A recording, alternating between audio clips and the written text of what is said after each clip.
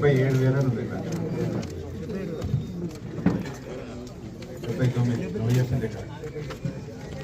79,000 ఏమంటుండ్రు మరి ఆడికి తెచ్చినావు? ఎంతకు తెచ్చినావు? ఎక్కడ తెచ్చినావు? 10 తెచ్చినావా? సుతాల దగ్గర తెచ్చినావు? కూర్చో ఇక్కడ. 1 లక్ష ఏమంటుండే? ఏం పేరన్నా? ఆడ రాలేదు.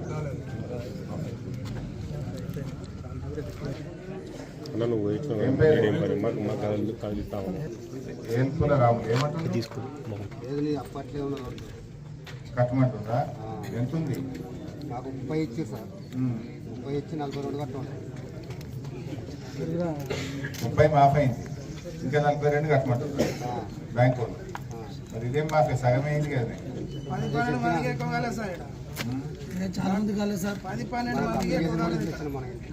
కాదే 30 మాఫ్ అయిందా? కాలేదు, మొత్తం 42 కట్టమంటారు. అసలే కాలేదా? కాలేదు. ఏర్పుల రాము నువ్వు తీసుకున్నది 30? నాకు ఇచ్చిన 30 అవి జమ చేసి 42 కట్టమంటారు.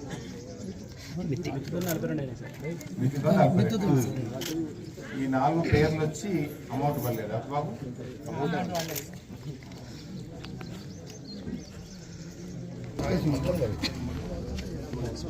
2 lakhs సార్.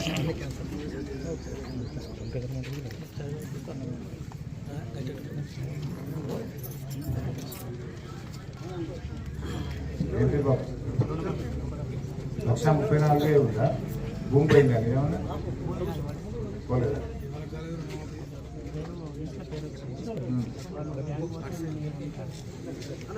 పర్లేదు. ఇంకా అడిగితే బ్యాంక్ వాళ్ళనో వ్యవసాయం లిస్ట్ రాలేదంటారు. బాగా పైసలు పోయి 13,000 మిత్తి కట్టమంటే కట్టినాం. కానీ కాలేదు. మిత్తి ఎందుకు కట్టాలి? మొత్తం మాఫీ చేస్తా అన్నారు కదా. నేను 13,000 మిత్తి కట్టినావు, 1,60,000 కాలేదు. నీ పేరు ఏంటి బాబు? సారీ మడిగే సుధాకర్. ఎంత మిత్తి కట్టినావు? 25,000. అసలే ఆ మాఫీది కాలేదు అని చెప్తే నువ్వు కట్టినావు. నమ్మి మిత్తి పోయింది కానీ అసలైతే పడలేదు. మొత్తం రుణమాఫీ అన్నారు కానీ మళ్ళీ మిత్తిలు మీతోనే కట్టిస్తుంది. ఏం పేరు? మోకేడి మోహన్ రావు. ఎంతుండే?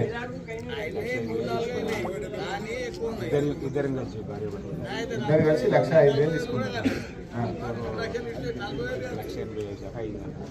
మిత్తిలతో 1,80,000 అయింది.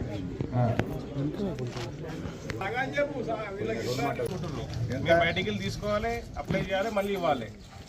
అప్లికేషన్ కూడా అప్లికేషన్ ఛార్జెస్ బయట తీసుకుంటున్నాం. అప్లికేషన్ ఫామ్ ఎంత అవుతుంది? 4 రూపీస్ ఒక అప్లికేషన్. అప్లికేషన్ 4 రూపాయలు. పోయినసారి ప్రజాపాలనలో దరఖాస్తు పెట్టాం, మళ్ళా దరఖాస్తు ఎందుకు? ఎన్నిసార్లు పెట్టాలంటున్నావు? ఎన్నిసార్లు దరఖాస్తు పెట్టాలని ప్రశ్న. ऑलरेडी दे चुके हैं, फिर क्यों? डबल जब भी आधार कार्ड दिए, जब भी पूरा टाइम वेस्ट करे, फिर आपसे हाफ डे चले जा रहा. फिर ఇచ్చేయండి, అదే ఇవ్వాలని ఏం లేదు. ప్రింటెడ్ ఫామ్ ఏమొద్దు, వైట్ పేపర్లో రాసి ఇచ్చినా తీసుకుంటాం. ఒకటి. రెండోది, మీరు అడిగింది ఇంతకు ముందు ఇచ్చినాము, ఇప్పుడు ఎందుకు అని అంటున్నారు కదా. ఒకవేళ ఇచ్చినట్టు ఉంటే ఆ డేటా అలాగే ఉంటుంది, ఫర్దర్ నెక్స్ట్ ఫేజ్ లో వస్తుంది. ఇప్పుడు కమిషనర్ గారు జహీరుద్దీన్ చెప్పింది కరెక్ట్. ఏడాది కింద దరఖాస్తు ఈయనే ఇచ్చింది. నువ్వు అది ఆన్లైన్ చేసి ఉంటే ఆయన పేరు ఆటోమేటిక్ వచ్చిండే. ఆ దరఖాస్తులన్నీ కట్టగట్టి మూలకి వారేసిండ్రు. ఇప్పుడు మళ్ళీ ఇయ్యింది అంటే ఎన్నిసార్లు ఇవ్వాలి, ఎన్ని రోజులు ఎదురు చూడాలి? ఏడాది దాటిపోయి ఏడాది కింద ఇచ్చిన దరఖాస్తు దిక్కులేదు. ఇప్పుడు మళ్ళీ దరఖాస్తు ఇవ్వమని మళ్ళీ పెడుతున్నావు. ఆల్రెడీ ఆ లిస్ట్ లో పేరు వచ్చింటే ఆయన ఎందుకు అడుగుతాడు? మళ్ళీ దరఖాస్తు పెట్టాల్సిన అవసరం ఏంటి? 15 మందికి వచ్చింది సార్ అప్లికేషన్. 15 మందికి వచ్చింది. ఎన్ని దరఖాస్తులు పెట్టినప్పుడు మీరు అందరు కలిసి? అదే ఇప్పుడు మొన్న మనం మాట్లాడిన తర్వాత గవర్నమెంట్ దిగొచ్చి ఇప్పుడు ఆ పాదాయి కూడా తీస్తాము, ఆన్లైన్ కూడా తీస్తామని మాట ఇచ్చిండ్రు. బహుశా వెంటబడి చేయిద్దాం. మా అన్న వాళ్ళది కూడా కొడుకులే అప్డేట్స్ గురించి పెట్టాము, అది కూడా రాలేదు సార్. మళ్ళీ అది పెట్టి పెట్టినప్పుడల్లా ఖర్చు అవుతుంది 5,000 రూపాయలు వాళ్ళు టైం వేస్ట్ సార్. మళ్ళీ టైం వేస్ట్ అక్నాలెడ్జ్మెంట్ ఇవ్వాలి. అక్నాలెడ్జ్మెంట్ ఇస్తాం. మళ్ళీ దాని గురించి మెసేజ్ కాదు సార్. మళ్ళీ మున్సిపల్ ఆఫీస్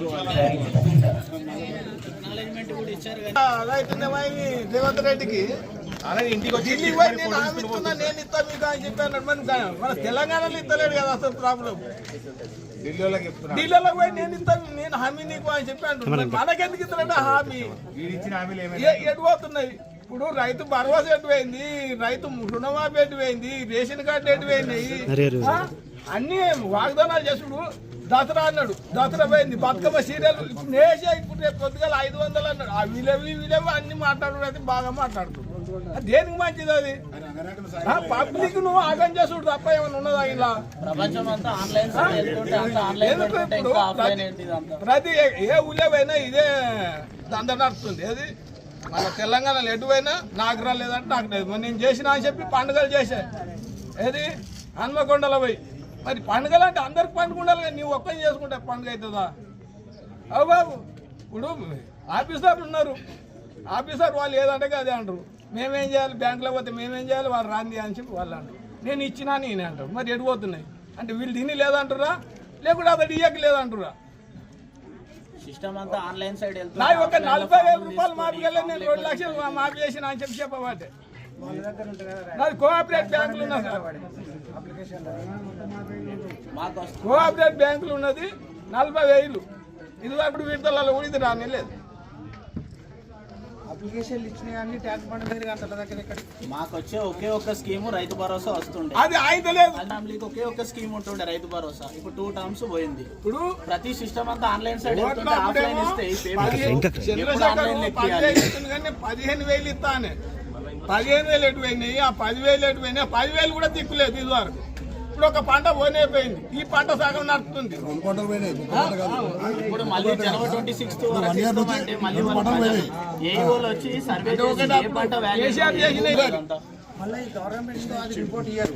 అంత మంచిగా ఉంది, అంత ఓకే అన్నట్టుగా రిపోర్ట్ ఇస్తారు వీళ్ళు. గవర్నమెంట్ ఎంప్లాయ్ సార్ అందరికి అప్లై అందరికి ఇచ్చినామని చెప్తారు వీళ్ళు గవర్నమెంట్ ఎంప్లాయ్. కూడా పోయింది మొత్తం మురికి. ఇవి అయితే కనకాలు తీసలేదు. ఈ బంధు మొత్తం తగ్గలేదు. సార్ ఇప్పుడు రైతు భరోసా మళ్ళీ ఏమైనా అప్లికేషన్ పెట్టుకున్నా అదే ఉన్నదాన్ని ఇస్తారా సార్? ఇంతకుముందు ఉన్నదే కదా, ఇదివరకు వచ్చినాయి. ఇప్పుడు సంవత్సరం నుంచి ఆగిపోయినాయి. మళ్ళీ ఏమన్నా కొత్త లేదా అదే ప్రభుత్వం ఉన్నప్పుడు మళ్ళీ ఏం అప్లికేషన్ లేదు, మొదలు లేదు అప్లికేషన్. తర్వాత అప్లికేషన్ లేవద్దు అని అన్నారు. మేము రైతులు అప్లికేషన్ చేస్తారా, పిచ్చగాలు చేస్తారా, ఇదేం పద్ధతి అని అడిగినప్పుడు అదే కదా సార్ పరిస్థితి వచ్చింది. ఇప్పుడు అడిగినాక పిచ్చగల పరిస్థితి వచ్చింది. ఇప్పుడు సంవత్సరం నుంచి మీరు ఇంతకుముందు ప్రభుత్వం ఉన్నప్పుడు బతుకమ్మ పండుగ రోజు ఒక 15 రోజుల ముందు నుంచి అక్కడ అరేంజ్మెంట్ చేసేది. ఇప్పుడు ఈసారి మొత్తం వాటర్లో ఎవరికి చెప్పినా పట్టించుకోలేదు సార్. మున్సిపల్ వాళ్ళకి చెప్పినా పట్టించుకోలేదు. లాస్ట్కు సీరియస్ అయితే వేరే అతను ఆయన సంతకం, ఒక లైటింగ్ లేదు, ఒక మురం ఆడ గుంతలు లేదు సార్, ఒక గుంతలు కూడా పురలే. అంతకుముందు సంవత్సరం ప్రతి సంవత్సరం కంటిన్యూ అయ్యేది. ఈ సంవత్సరం అసలు మన మున్సిపల్ కమిషనర్ గారు కూడా పట్టించుకోలేదు. ఇంకోటి సార్, సిద్దిపేటలో చెత్త బంద్ చేశారు కదా సార్, మొత్తం తీసుకొస్తారు, మొత్తం జాబర్లే. అది మేము ఉన్నామా సార్, మాకు పెట్టెలు ఉంటాయి, అది ఉంటాయి, మేము పెట్టెలలో వేసుకుంటాం, మేము మొత్తం మా గుడ్డలలో వేసుకుంటాం. కమిషనర్ కాలకుండా సేవ సూది తాగేది అలా. ఇప్పుడు నీళ్లు కాదు కదా, అట్లా పోదామంటే ఇబ్బంది అవుతుంది. కమిషనర్ గారు ఒక్కసారి అట్లా పరిస్థితి ఎట్లా ఉంది చూడాలి కదా సార్. సో కమిషనర్ గారు నా రిక్వెస్ట్, వీళ్ళందరూ పలికి ప్రతి 15 రోజులకు నెలకు ఒకసారి మీరు రండి, వచ్చి చూసి ఆ చెత్త విషయంలో కానీ ఆ మధ్యలో ఆగిపోయిన సీసీ రోడ్లు తొందరగా పూర్తి చేయండి.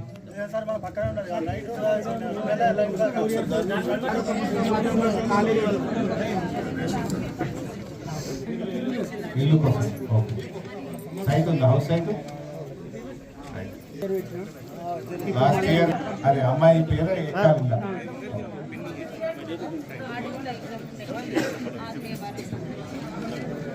సుధాకర్ నీ కొడుకు అమ్మ, ఏమడుగుతున్నావు? కొడుకు